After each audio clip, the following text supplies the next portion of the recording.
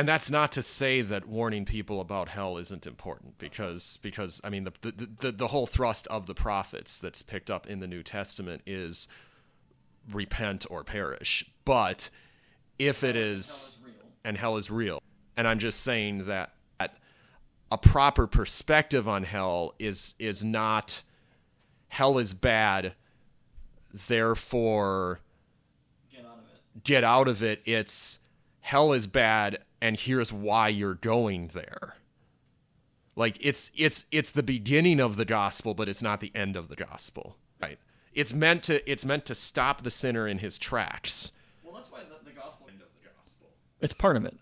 It's it's a decent part of it, but it's not the whole gospel. Right, tracks. Well, that's why the gospel can be so confusing to people that are not Christians, because on one hand, you have legalists telling them that they just need to do the right thing and become religious, basically. On the other hand, you have people telling them that, well, if you just believe in Jesus, you'll escape hell. And they're thinking, well, okay, I guess I could do that. Right? You can just walk away and your life would be no different. Either one of those naturally appeals to the flesh in one way or another. And right, because it's either self-righteous pride or, hey, I can do whatever I want. Or self-willed, self-righteous pride or self-willed autonomy.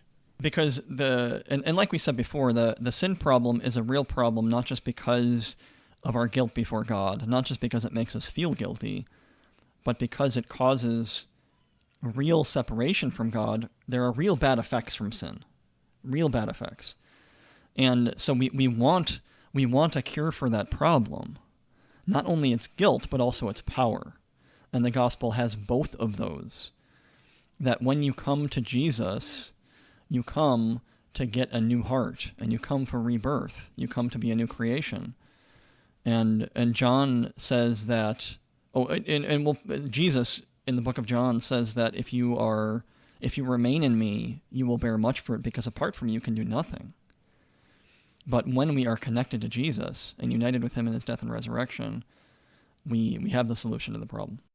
And he issues one of those seemingly self-contradictory statements along the way as well, where he says, strive or struggle to enter by the narrow gate, which, if interpreted in a shallow way, makes it sound like work your way into the narrow gate. What he's actually saying is another side of humble yourselves under the hand of God, and he will raise you up, because it is hard to humble yourself.